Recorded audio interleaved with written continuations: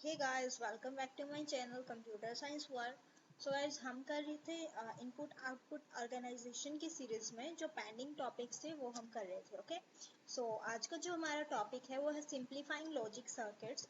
ठीक है, इसमें हमारे पास दो चीजें आती हैं, एक और सम ऑफ प्रोडक्ट फॉर्म और दूसरा है प्रोडक्ट ऑफ सम।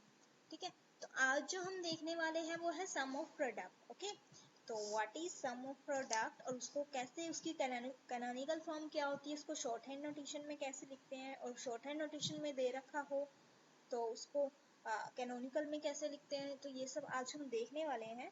ठीक है, तो बने रहिए मेरे साथ, सब्सक्राइब कर दें चैनल को और वीडियो को लाइक करें। सो स्टार्ट करते हैं। सम ऑफ प्रोडक्ट, तो सम ऑफ प्रोडक्ट क्या है, एक शॉर्ट फॉर्म है। किसकी शॉर्ट फॉर्म? हाँ, जरूरी नहीं है कि पेपर में आपको सम ऑफ प्रोडक्ट ही दिया हो एग्जाम में। ठीक है, वहाँ पे SOP के नेम से भी पूछ लिया जाता है या POS के नेम से भी पूछ लिया जाता है। So don't be confuse, it is sum of product. Okay, canonical sum of products is a Boolean expression.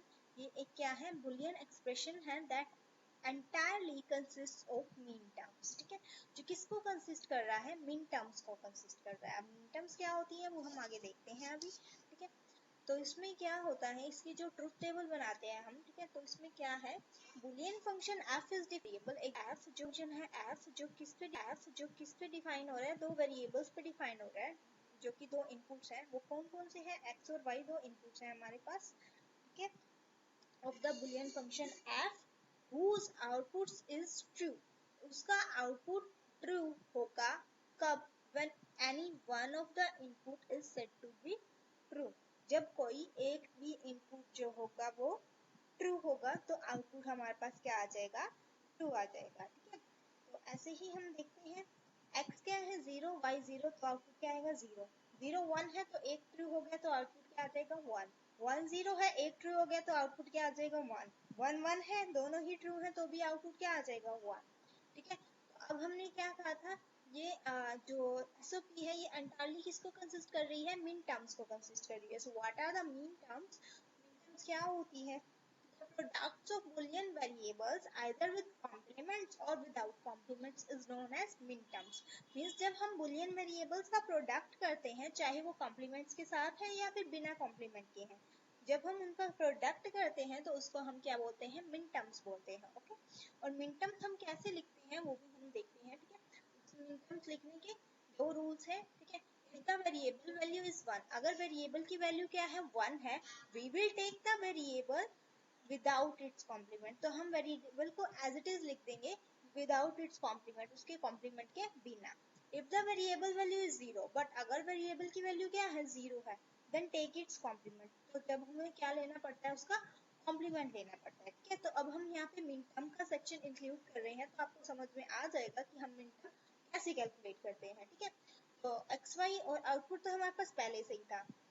ठीक है, तो आउटपुट के अकॉर्डिंग जब हमने वहां पे क्या बोला है कि अगर वेरिएबल की वैल्यू क्या है 1 है, then we will take the variable without its complement, तो उसका वेरिएबल जो लेते हैं हम कॉम्प्लीमेंट के बिना लेते हैं। अगर उसकी वैल्यू 0 है तो उसका कॉम्प्लीमेंट लेते हैं। तो फर्स्ट में आउटपुट हमारे पास क्या आया है, 0 आया है। 0 आया तो x का कॉम्प्लीमेंट और y का कॉम्प्लीमेंट भी लेंगे। ठीक है, नेक्स्ट में आउटपुट हमारे पास क्या आया है, 1 आया है, लेकिन अब हम इनपुट्स में चेक करते हैं। इनपुट्स में क्या है, x 0 है तो मतलब x को कॉम्प्लीमेंट लेंगे, y 1 है तो y का कॉम्प्लीमेंट नहीं लेंगे। सेम इनपुट्स में देखो, नेक्स्ट में क्या है, x 1 है तो x एज इट इज लिखेंगे, y 0 है तो y का कॉम्प्लीमेंट लेंगे।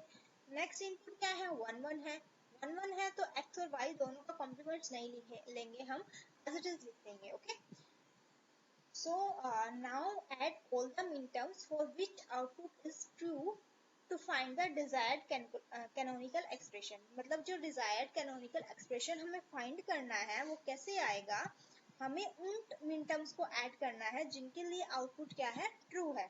तो output किन किन के लिए true है, x complement y, x y complement और x y। ठीक है, तो इनके लिए आउटपुट ट्रू है, तो इन सब टर्म्स को अगर हम ऐड कर देते हैं तो हमारे पास डिजायर्ड एक्सप्रेशन आ जाता है कैनोनिकल फॉर्म का। ओके, नेक्स्ट आता है हमारे पास SOP। अगर हमारे को दे रखा हो और उसको हम कहा गया हो क्वेश्चन में कि उसको शॉर्ट हैंड नोटेशन में कन्वर्ट करें, ठीक है। तो उसका एक एग्जांपल लेते हैं कि हम उसको कैसे करते हैं। तो फर्स्ट ऑफ ऑल तो हमारे पास स्टेप्स हैं, कौन कौन से स्टेप्स हैं उसको कन्वर्ट करने के शॉर्ट हैंड नोटेशन में। तो there are following steps to find the short hand notations of the given SOP expression, ठीक है।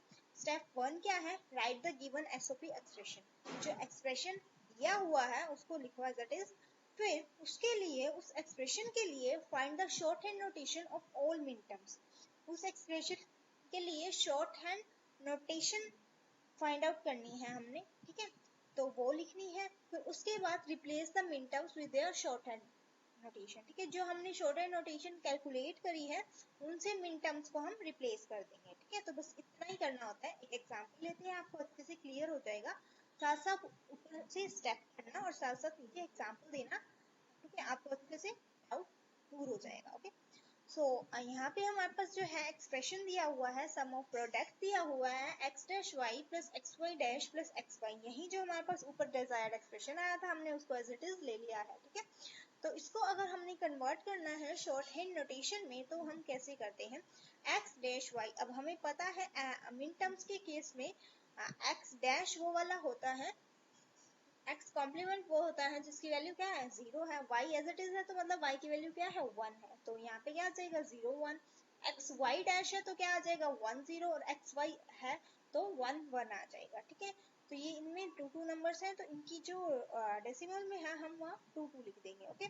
तो इनको हम मिन टर्म के अकॉर्डिंग वैल्यू दे देते हैं m1 m2 और m3, ठीक है। और फिर और जो ये जो शॉर्ट हैंड नोटेशन को हमने मिन टर्म्स की वैल्यू दी है बस उनके साथ उनको रिप्लेस कर दो।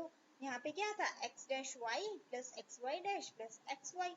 सेम हम क्या लिख देंगे, m1 plus m2 plus m3, क्योंकि उनकी वैल्यू तो वही आई है ना। तो बस इतना सा काम करना है आपको, कन्वर्ट हो जाएगा आपका, ठीक है। अब नेक्स्ट, अगर हमारे को शॉर्ट हैंड नोटेशन दे रखी हो और बोला जाए कि किसमें कन्वर्ट करना है, एसओपी में कन्वर्ट करना है, तो हम क्या करेंगे, तो हम यू करेंगे।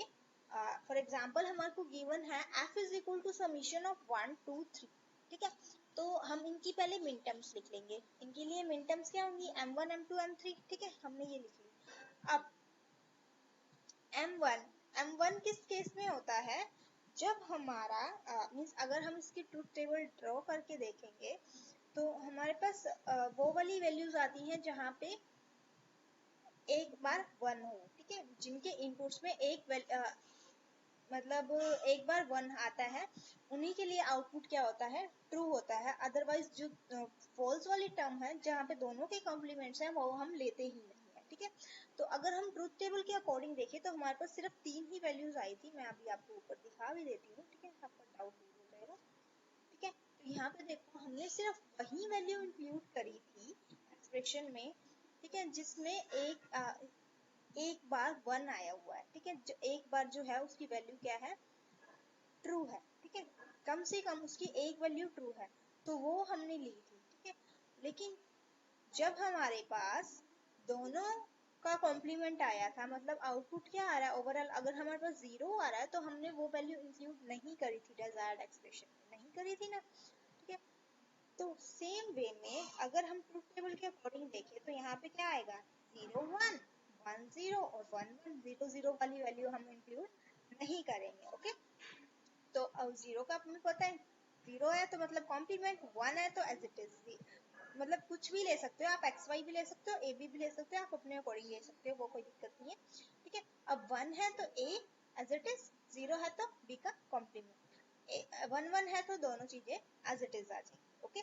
तो आई होप आपको अच्छे से समझ में आ गया होगा। फिर भी अगर कोई डाउट है then ask me in the comment section, I will explain you। और अगर किसी टॉपिक पे और वीडियो चाहिए then ask me in the comment section, I will provide you. ये प्रोडक्ट ऑफ सम का टॉपिक हम नेक्स्ट लेक्चर में देखने वाले हैं, ठीक है। तो बने रहिए मेरे साथ, सब्सक्राइब कर दे चैनल को, वीडियो को लाइक करें और अपने फ्रेंड्स के साथ जरूर शेयर करें। Thank you all guys.